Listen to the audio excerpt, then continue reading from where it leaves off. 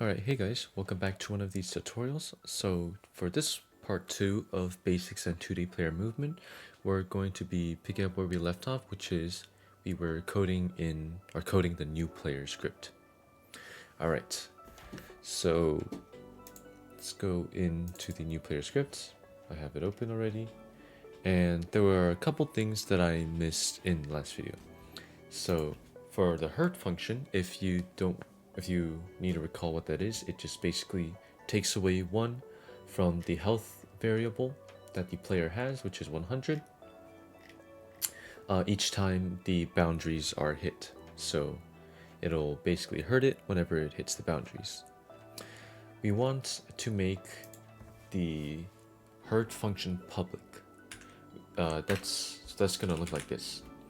And the reason why we want to make it public is because we want other things to access this function or be able to use this function to hurt the player. So like if there was an enemy, we want to actually tell Unity the enemy like collided with the player, right? And therefore it should hurt the player.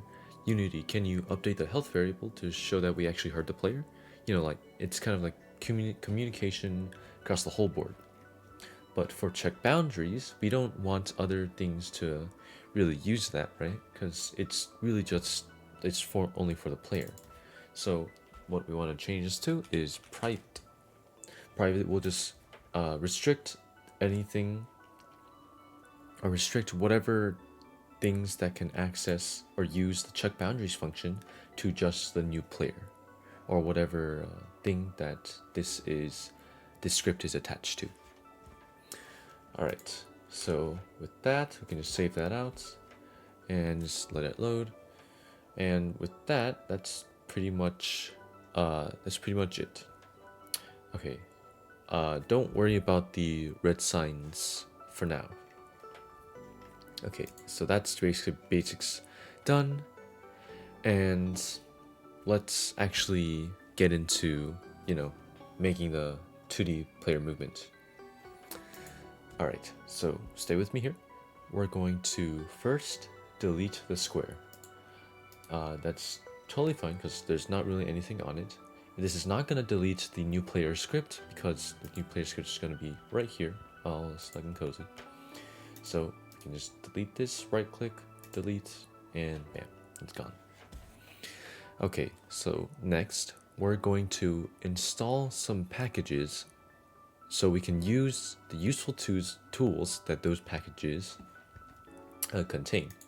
So if you go into packages, you can see all these different packages. Yeah, pretty self-explanatory. But there's something that we need that is not here, and that one is called the Cinemachine package. So the way we want to get that is first go to Window in the tab, and then go to Package Manager, and then we want to find the Cinemachine package. Okay, it took me a while to find it, but what you want to do, if you don't see the Cinemachine thing appear in the Package Manager, just go to the packages, this little drop down in the top, just click on it, and it might say in project for you, but what you want to do is go to or select Unity registry so that all the packages in the Unity registry will appear. Now if you just scroll down a bit, you can see that we have Cinemachine 2.9.7, and what we want to do is just install this. Hopefully it won't take a lot of time for you guys. As you can see, it's downloading for me, and it should be good to go. Yeah, right here. It popped up right there. Alright, so that's a lot, but you don't have to worry about this. As long as you have Cinemachine on, then you should be fine. Alright, so after we have downloaded the Cinemachine package, we want to first make a physics object script. Now the purpose of this physics object script is going to be so that we can just attach it to anything that we want physics to apply to, which is, pretty much a lot of things. So let's just go to scripts, the scripts folder, right click on it, and create a new C# script and call this physics object. Alright, so now we're going to click on physics object, open it up in Visual Studio Code. And what we actually want to do to make the physics object script is to actually not make the physics object script and instead take it from an outside source. Hold on, let me show you the actual code, which is this. So we're just gonna copy and paste this and put it in our thing. It might feel kind of scummy, and I totally understand that. And honestly, I kind of don't feel great doing it this way, because we actually want to know the inner workings behind this. But I mean, all of this is just so much to take in. It's just like way too much to learn when you're beginning. So let's just ignore that. Honestly, I don't even understand any of this really. I just know that there's specific things that you can use to apply to the game. And if you want to know where I got this from, it's from a Unity tutorial on how to make a 2D player controller, but I tried searching for it now, and I think it got archived like pretty recently, which is kind of unfortunate. So yeah, sorry, I can't link it if you wanted to see. Of course, you could download it or see it on your own computer through this project, but yeah, anyways, let's just have that. Just close out, and that should be good to go with there. Nice. Okay, so now that we have a physics object script, we need to actually make the player. So moving on, before we actually get to the player, we need a ground for our player to stand on, like any good platformer. So what we're gonna do is just create a basic square, which we can do by just creating or hitting right click on the hierarchy tab. Let's go to 2D object, sprites, and click on square. Now it's just gonna create a good old square for us to use. For our intents, we're just going to use the rect tool. If you don't remember what that is, that's the key T. And we can just enlarge it just for our little purposes. Let's just make it why not? Just like a good looking square. And then we're gonna add a component. Remember that components are the basic foundation of Unity. And the component we want to give it is something called the Polygon Collider 2D component. So what this is gonna do is actually create a little area around this square, which cannot be passed by anything else. It could, if we wanted to, we could make it so that other things can pass the collider, but that's for other intents and purposes. Like if we wanted it to be a trigger or act like a trigger, and trigger some events to happen, then we could use it like that. But for our intents, we're just gonna have it as something you can't pass. All right, so if you want to see, okay, you can barely see it here, but there's a green line. I don't know if you can barely see it here. Let me try and make it more clear. Yeah, I hope you can see that little green dot that's scrolling across. But this is kind of like the thing that you use to edit the collider. So we could just do that if you wanted, but since it's a square, it's already nicely aligned with the edges of the sprite. So we're not gonna edit it. I'm just gonna leave it like that. And that's just gonna be our ground for now. Okay, so now we can get started on making the player. First, let's create another game object. Right click on hierarchy, go to 2D object, sprites, and this time we're going to create a capsule. And just put it right there. And if we want to, we can edit the sprite, but we can just do that later. And next, we're going to add components to it, right? We're going to add components. So the first component we're going to add is the rigid body 2D component. Rigid body 2D component. And as you can see, popped it right there. So what is the rigid body 2D component? As Unity describes, it's on its website. I'm just reading off it right now. It's a 2D component that you can use to enable an object to act under the control of physics, which basically means things like gravity, mass, drag, and momentum. For the rigid body 2D, for our player, we're going to need to change it around for something that I will explain later in this video. So just go to rigid body 2D, and we want to make sure that angular drag is set to 0, gravity scale is set to 0. We want collision detection to be set to continuous. We want sleeping mode to be set to never sleep, and we want interpolate to be set to interpolate. Okay, so let's recap. We just changed the settings for rigid body 2D to fit with our program, which again I'll explain later. So why did I just change the things that I just changed? For angular drag and gravity scale, I set it both to 0, so that in general this makes it so that our physics object script, which we're going to eventually put on our player, just like right here, we set it to 0 so that that physics object script can have full control over rigid body 2D. Because if we set, say, like gravity scale to, I don't know, 0.97 or just around 1, you're going to see that the capsule is, oh gosh darn it. Alright, hold on. Let's fix this really quick. Just try and put it void. Save it there, and then that should fix it.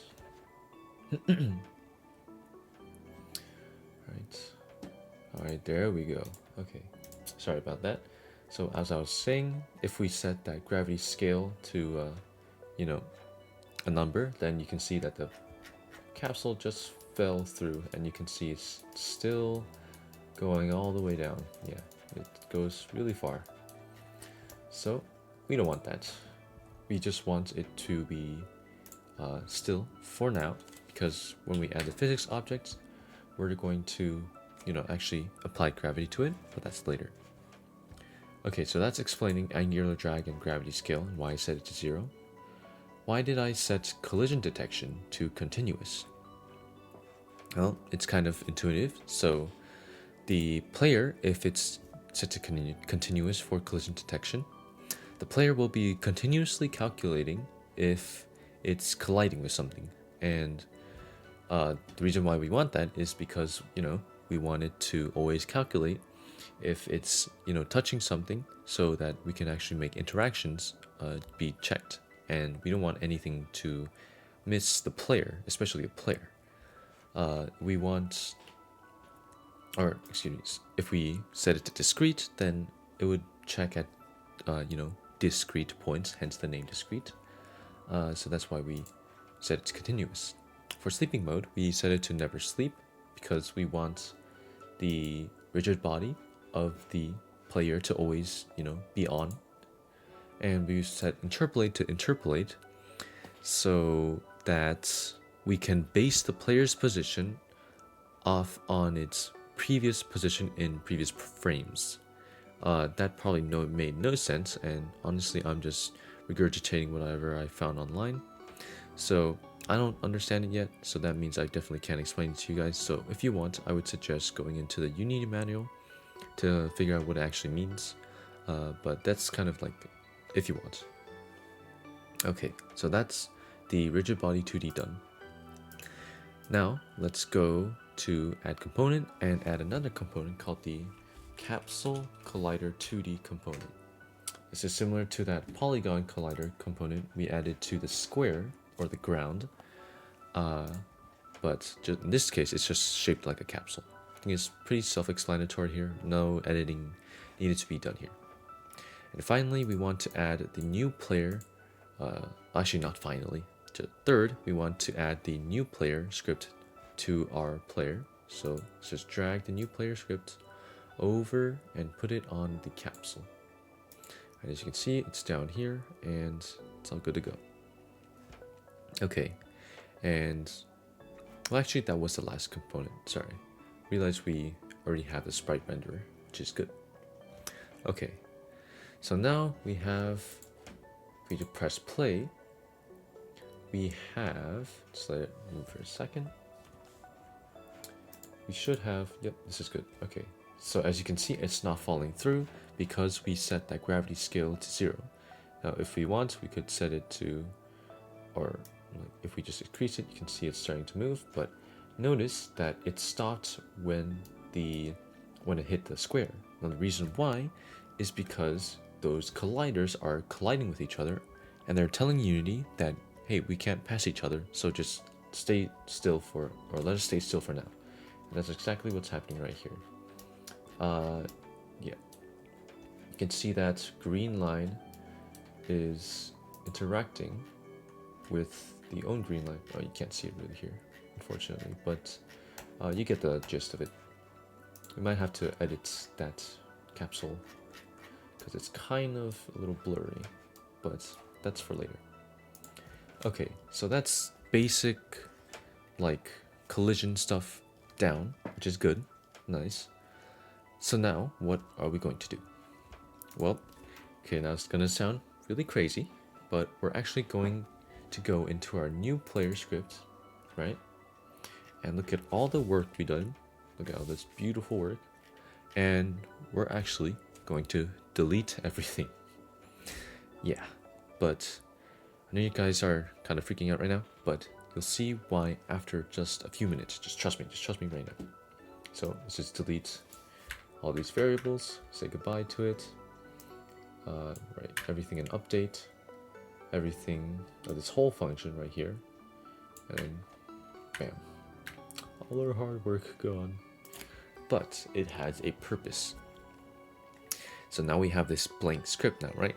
What we want to do is first make sure that the new player script can be affected by that physics object script we created not too long ago.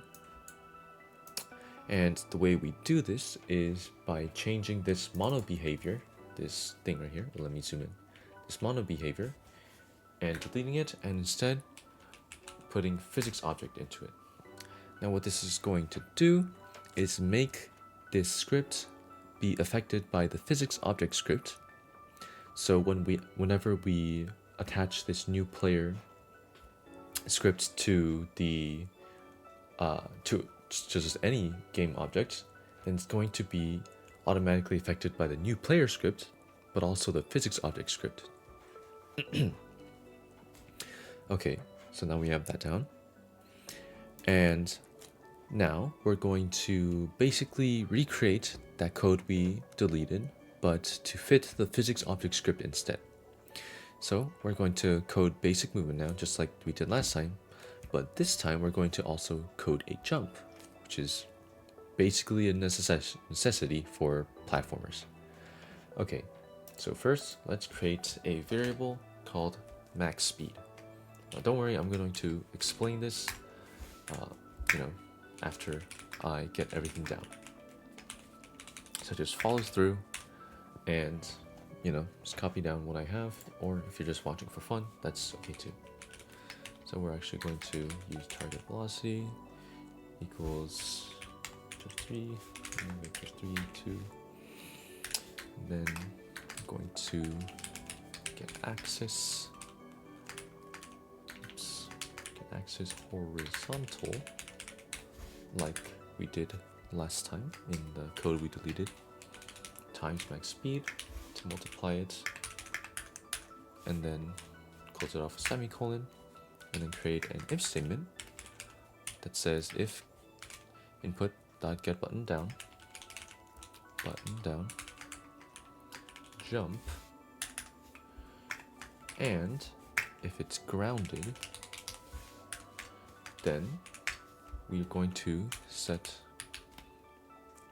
a velocity dot y equals to 10. Okay, let me make sure that everything I just did has no compiler error. Please let there not be a compiler error. Let's go. Okay. Alright, so what the heck did I just do? Okay, so starting off, we have the private float max speed equal 1.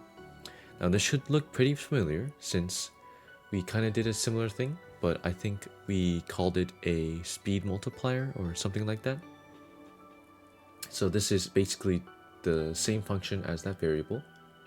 Okay, so we left nothing in start function, but in the update function, we put target velocity equals new vector 2 input.getAccess horizontal times max speed, comma 0. Now this should also look pretty familiar, except this time we're using a vector 2 instead of vector 3. We're using a vector 2 because, it's 2D, and that z variable for vector 3 isn't really necessary for a 2D platformer. Target velocity is basically just the velocity. And the F statement says if input.getButtonDown